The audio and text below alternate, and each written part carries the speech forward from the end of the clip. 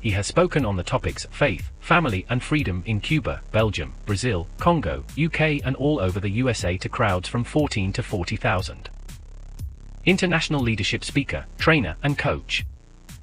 Author of Learn to Raw Leadership, Attitude Hack, Live a More Excellent Life, 5 Battle Strategies of a Victorious Warrior. 2021 President's Lifetime Achievement Award recipient. Founding partner of the John Maxwell team. Toastmaster International Speech Competition semi-finalist.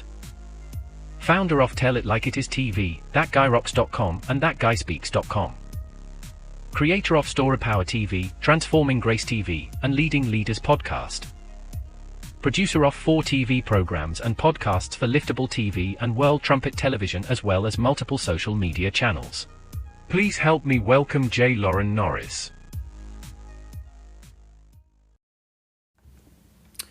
In the last episode, we talked about the idea that leaders value alignment over assignment. They value alignment over assignment, meaning I want to know that you're caught up with my core vision and you know that we're going in the right direction. Well, we just recently had an election cycle in the USA, and in that election cycle, it was obvious that there's a whole lot of alignment that still has some disagreement. Alignment, yet disagreement. Is that even possible? Do leaders have to agree to be in alignment? That's what I want to talk about today on Leading Leaders. Subscribe now for our extensive video library of leadership lessons promoting faith, family, and freedom. I'm J Loren Norris with Leading Leaders Podcast. And as I witness this, I don't know if it's an evolution or a devolution of political climate and commentary and debate, from the comedians to the late night talk shows to the talking heads and the news and political pundits. It seems like there are some areas where people who would normally be on opposite sides of an idea, even an ideology, have found common ground. And by that I simply mean they agree on a few things. But it also seems that those people who would normally ideologically be very much in alignment, they have come to the place to say we're on the same team, we're moving in the same direction, we've chosen the same core values and the same vision for the country as you might for your organization, and yet they're at disagreement, they're at odds with each other, sometimes vehemently, about the way to accomplish that vision. Now, I can tell you, as a leader, having served in the military, having served in retail, having served in corporate America, having served entrepreneurially, I have business partners, and by that I mean people who have businesses that are similar to mine, and we join forces sometimes to accomplish a project or serve a client that either one of us would find over our heads. But together we can dive in and take care of business. That relationship requires alignment, but it doesn't always require agreement. Politically speaking, there are people that ideologically I would say I'm aligned with, but the strategies that we would employ to accomplish the task at hand, we don't always agree on. We don't agree on the players who might be involved. We don't agree on the strategies that would be employed. We don't agree on the tactics that we would go forward with. As I listened all across the board to all sorts of news, media, and commentary through the day of election yesterday, one of the things that I noticed was there were a lot of people who were applauded for their victories and their campaigns. And the ones who didn't achieve the victory of their campaign and they didn't receive the accolades or the office, they were questioned in odd areas, in my opinion. They were questioned in their tactics. They were questioned in their strategies. They were questioned in their campaigns. But ironically, those who were in alignment with the ideologies of the person running the campaign or the person for whom the campaign was being run, as long as their ideology lined up, they didn't besmirch them. They didn't find the negative aspects of the personhood. They didn't find the failures of their character to be important. Only the strategy, only the tactics. They never asked, well, is this person really qualified for that position? All they asked was, do their ideologies line up with my ideologies? I can tell you there's a fine line of comfort for me in knowing that just because someone walks the same party line or agrees with the same core tenets, that you can tolerate a lot of the nonsense that goes along with that. In fact, I find that if I were to have an employee, for an example, who said to me, hey, I'm going to get the mission accomplished. I'm going to do the task. I'm going to serve the customers. The customers are going to be happy when we're done with this project. But I'm going to kind of go about it in an unorthodox way, or I might even steal from a competitor. I might even do something illegal. I might even lie or, cut corners to get it done. But in the end, as long as the customer is happy, then I think we'll have a win-win. I wouldn't be okay with that. I wouldn't be okay with just because there's alignment. We can disagree on major factors of right and wrong, on moral values and moral compass. Just because we're aligned that there's an end goal doesn't mean that how we get there can be as abstract as it seems to be in some cases. Now, maybe you've heard the phrase, when the end justifies the means. The end, in some people's mind, justifies any means. As long as we accomplish the task at hand, win the office, win the election, gain the power, get the money, raise the funds, sell the product, build new customers, whatever that end in mind is, as we're told by Stephen Covey, begin with the end in mind, right? You don't start a project without knowing what your vision is, knowing what your intention is. But alignment requires that people be fixed on the same vision. They have the same ideas in mind. They want to reach the same destination. They have the same goals, the same objectives, the same final outcome in mind. But just because they have the same final outcome in mind doesn't mean they agree on the right ways, the right strategies, the right tactics to accomplish that. And if you're dealing with someone who, in their mind, in their heart of hearts, and their way of valuing life would be willing to say, I'm okay with cheating, cutting corners, changing the rules in the middle of the game, whatever it takes, as long as we reach the end. Now you've got the place where you've got to ask yourself, do I agree with that strategy, that tactic, that cutting of corners, that cheating, that whatever it is? Do I agree with that measure of action just to achieve the goal?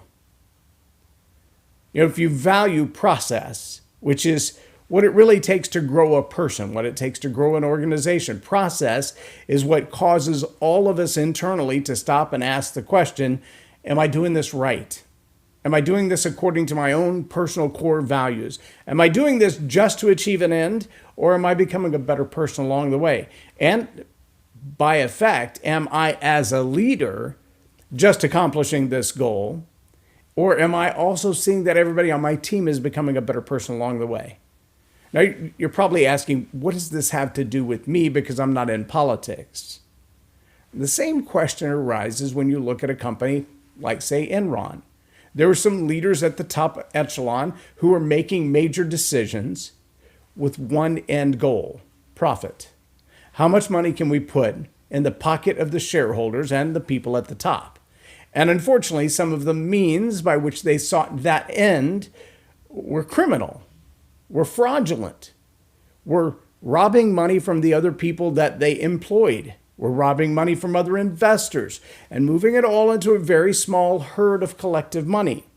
And some of those people were ignorant to what they were doing wrong. They didn't realize it was wrong. There were laws that were written as a result of their behavior that weren't on the books prior. So maybe it wasn't even illegal then, but it was immoral and it was wrong and it shouldn't have been done. But see, when the ends justify the means, all that tells you is we are going to accomplish the end game, and we don't care who gets hurt in the process. We're going to accomplish the end game of money, of power, of control, and we're going to do it at anybody's cost as long as we get those things in the end. Yet through the cycle of the election process, I saw a whole lot of people who were aligned on an end goal. Their ideologies, their worldviews, their political desired outcomes were really all that mattered. And whatever it took to get there was acceptable.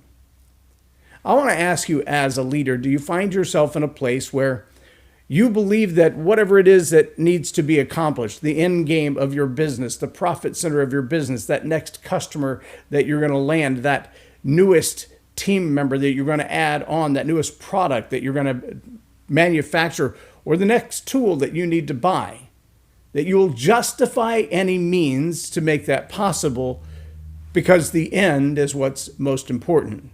Oh yes, we all need to begin with the end in mind. We need to have a vision for where we're going.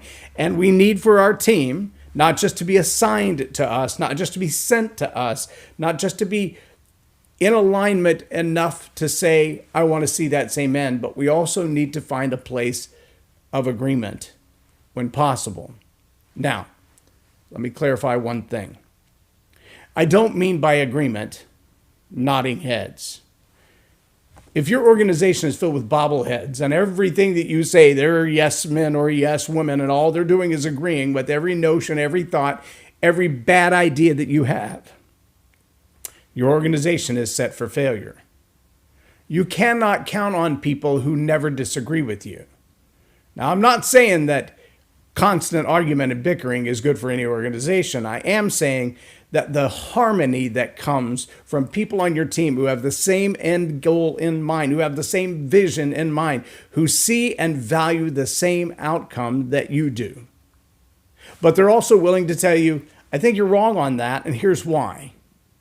That kind of corrective disagreement, constructive criticism, some might call it, is a powerful and valuable thing.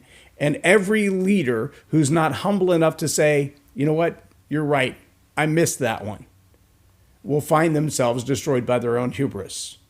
That's just a fact. Pride always goes before a fall. When you see your pride rising up, that's an indicator. It's like the seismic outcomes, the seismic readings that you see before an earthquake.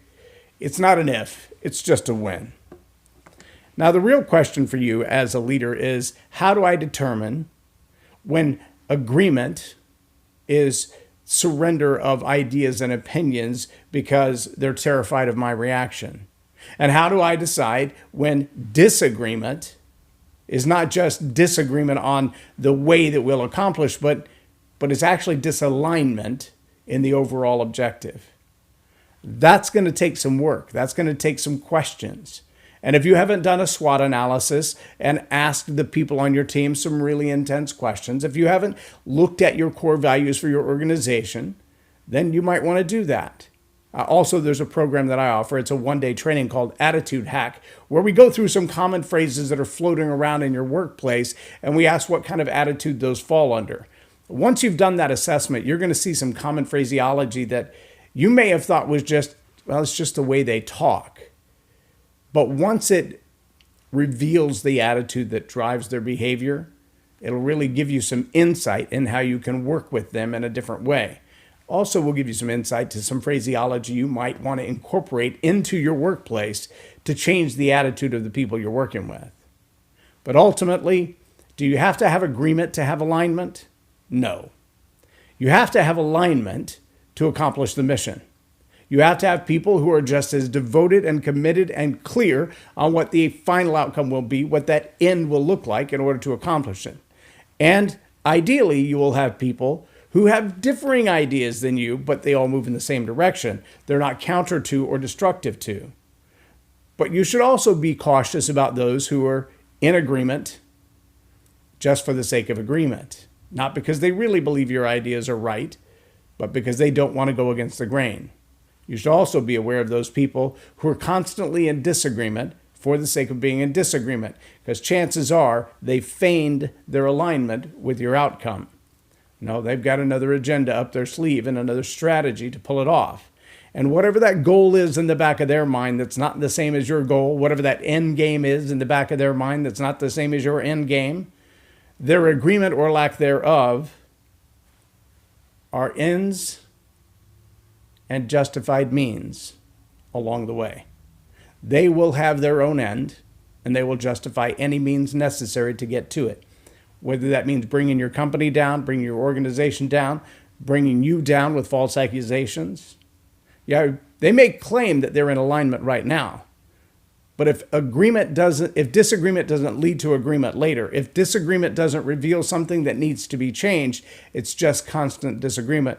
Maybe time to look at alignment again and ask yourself, are we really even moving in the same direction, or is this a Trojan horse? Does alignment require agreement? No, but it should be a contributing factor every time. I'm J Loren Norris with Leading Leaders Podcast for Tell It Like It Is TV. Have a blessed day.